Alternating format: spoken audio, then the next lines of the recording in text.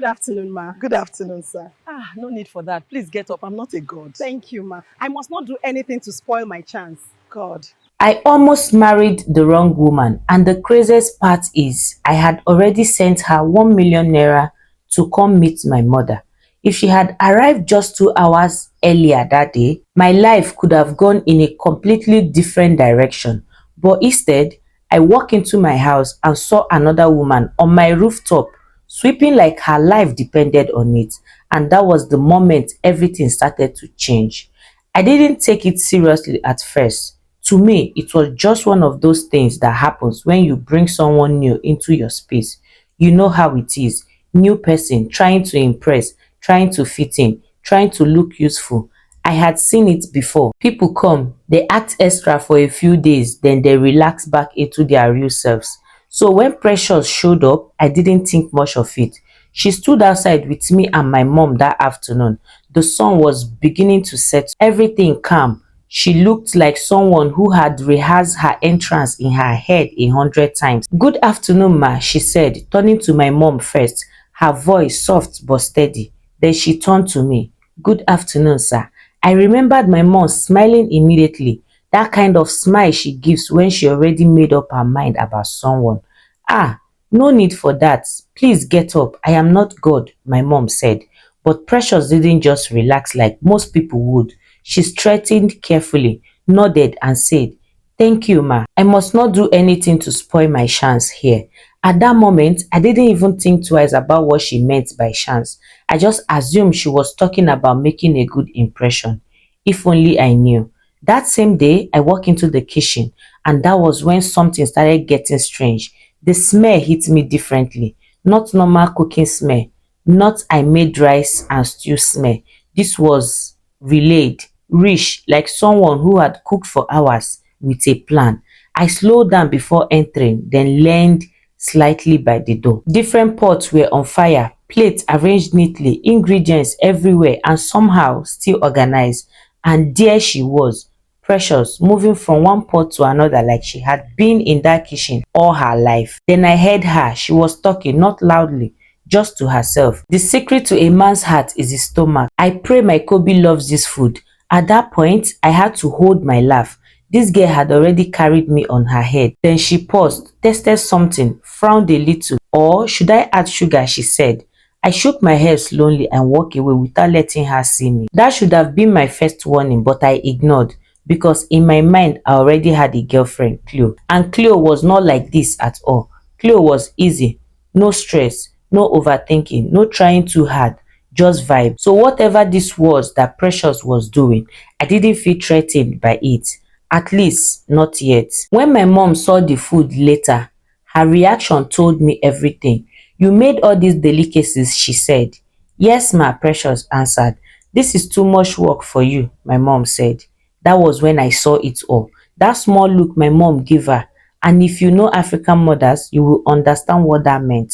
That was the moment this whole thing stopped being simple. Because once my mom likes you, the story changes. From that day, Precious didn't slow down. For everything, she became more active. It was like she woke up every morning with a new assignment nobody gave her. One day, I stepped outside and saw her washing my car. Not just splashing water, proper washing. I had to stop. "Is this how you work in your house? I mean, you don't rest?" "Precious, you don't have to wash my car. This is the gate man's job," I said to her. She didn't even look tired. "I know," she said, smiling like it was nothing. "But I enjoy doing it," she said. Enjoyed. That word stayed in my head. Who enjoys work like that? I tried to draw a line. "You know I have a girlfriend, right? I don't want you to get hurt." That was me being honest, or at least I thought I was. She looked at me calmly. No anger, no embarrassment. "Kobe, I am not doing all this for you to marry me. I just love your family," Precious said. That answer confused me more than anything else she had done. Because if she was acting, she was consistent, too consistent. Day passed. Then one evening, I came outside and looked up and froze. She was on the rooftop, sweeping.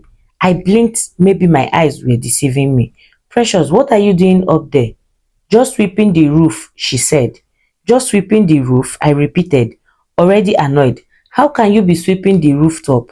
That is too much. Calm down." "I'll be done shortly. I am almost done," she said. That was the moment I started feeling uncomfortable. Not because she was doing too much, but because she wasn't stopping. And the more she didn't stop, the more my mom kept noticing her. Another day, I walked up to the back and saw her washing clothes with her hand. The washing machine was right there, working perfectly. Why are you using your hands? I asked. That is how I like it, she replied. I just stood there for a second, watching her, trying to understand. Then I said, I see you really hardworking. I'll be downstairs, be safe, try to get some rest. But she didn't rest. She never rested. At some point, I even saw her cleaning the tree, the actual tree in the compound. Precious, are you cleaning the tree? Yes, mommy. It was dusty, she replied, talking to my mom. Dusty, tree. Even my mom laughed that day. But again, that looked, that approval, that silent decision, that was when I realized everything. This was no longer just about a girl trying to be helpful. This had become something else, something deeper, and that was when I decided to call my girlfriend Cleo. Because if I didn't bring her to the picture, I already knew how it end. Hi babe, she said when she picked up. Don't you think you're adding too much weight? I laugh. I guess so, I said. Then I went straight to the point. There is a girl here and my mom already likes her. That silence became heavier. Kobe, for real? If you don't want that to happen, come and meet my mom. She hesitated. Are you sure your mom will like me? You know I don't know how to do a lot of things. She will like you, I said quickly. Just come. To make it easier, I sent her money. Check, I just sent you 1 million naira. See you soon, babe, I said. Looking back now, that decision alone changed everything because the day Cleo arrived, nothing was the same again. She walked into the house confidently as usual. Beautiful, composed, my girlfriend, but something was off immediately. The energy didn't match. She greeted my mom, but it didn't land. Not like Precious. And the worst part, Precious didn't stop. She kept moving, walking, being herself. Not louder, not quieter, just consistent. That silent comparison was louder than anything anyone could say. Cleo felt it. I felt it too. My mom definitely felt it. Nobody spoke about it at first, but the tension was there, growing until my mom finally stood up. My son, she said, calm but firm.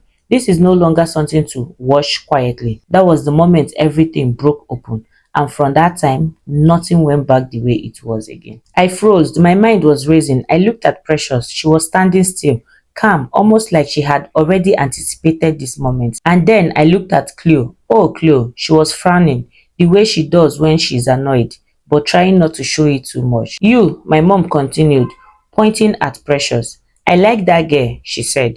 Cleo laughed, short and sharp, like she was trying to make light of it. So how is it a competition? But my mom didn't look at her. Her gaze stayed at Precious, steady and unwavering. My son, she said again, more firmly this time, I want you to marry Precious. The words hung on the room like smoke. My chest tightened. I couldn't move. I couldn't even think straight. This wasn't a conversation. This was verdict. Cleo stopped closer, her voice raising slightly. Kobe, you better say something. I ran my hand through my hair. I could feel my own heartbeat in my ears. Mom, you can't just decide that, I said, my voice shaking. I am not deciding for you, she said softly. I am guiding you. I have lived longer than you. I have seen what destroys home. Cleo rolled her eyes. And I suppose you have already seen what destroys my relationship with you. Cleo, I started, but she cut me off. Kobe, are you really going to let your mom choose your wife for you? I swallowed. My throat felt dry. I looked at Precious, who was trying not to look at me too directly. Her hands were held gently in front of her, and she was calm, so calm. Please don't involve me in this, she said softly. I didn't come here for this. Too late. The moment was already too big. The tension in the room was so thick that I could almost grab it. Cleo's voice was sharp now, demanding. Kobe, answer me. I breathed in slowly. I didn't know how to answer her without hurting someone. Or maybe I didn't know. I can't ignore what I've seen, I said finally, and the words came out steadier than I expected. Cleo's face changed instantly. What does that even mean? It means, I said slowly, I need peace in my life. She laughed bitterly. So I am not peaceful now. I shook my head. I couldn't even look at her directly. The truth was, she wasn't wrong. I loved Cleo, I did. But love isn't everything. She stepped back. I understand, she said quietly. Then she picked up her phone. You have chosen already. You just don't want to say it. And with that, she walked towards the door. Her step echoed like judgment on the hall. I opened my mouth to call her back. Cleo, but she didn't wait. She left. The door slammed behind her. I stood there, silent, confused, exhausted. Then I turned to my mother. You pressured me, I said. She nodded calmly. Yes, because I know what destroys home. and because I know what lasts. I ran my head down my face. And what if I choose Cleo? I said. She looked at me steadily. Then I will accept her. But you have to live with your choice. Nobody else can decide that for you. Her words hit me. I realized she wasn't trying to control me. She was giving me a chance to see clearly. Then I looked at Precious. She was ready to leave. Small step towards the door, hesitant but composed. I should go, she said softly. This is not my place. I shook my head. No, stay, I said. She hesitated. I don't want to be the reason. You are not the reason, I interrupted gently. And for the first time, I felt clarity. I walked closer to her. I am not choosing based on feelings alone, I said, looking into her eyes. I am choosing based on what I see and what I want in my life. She didn't smile. She didn't jump for joy. She just nodded slowly, calm and steady, like she had already been. My mom sat back, satisfied. That night, when we all sat down gently, I realized something. Precious didn't want to impress anyone. She didn't exaggerate. She didn't act for show. Every act, every smile, every small task she did, it was real. Cleo, my girlfriend, she had her charms, but she wasn't built for this. Not this life, not this family, not the way a home like ours runs. And that was it. That was the moment I knew Precious would be my wife. Not because anyone forced me, not because my mom pressured me, but because she had showed me who she really was without words. I never saw Cleo again after that day. She didn't fight, she didn't beg, she just walked away, leaving behind the choice I had to live with. And today, Precious is my wife, the girl who washed my car, scrubbed my floor, cooked my every meals as if it was her own home. She even cleaned the tree in my compound. She's my reality. Sometimes I still stop and watch her move around the house, calm, careful, consistent, always thoughtful, always real. And I remember that one moment, the day my mom spoke, the day Cleo left, the day I choose wisely. Because in life, love isn't always loud. Sometimes love is quiet. Sometimes love is consistent. And sometimes the person who will build your home is the one who already quietly has. And that is how my life changed. That is how I almost married the wrong woman and how I ended up with the right one. See you guys on the next one.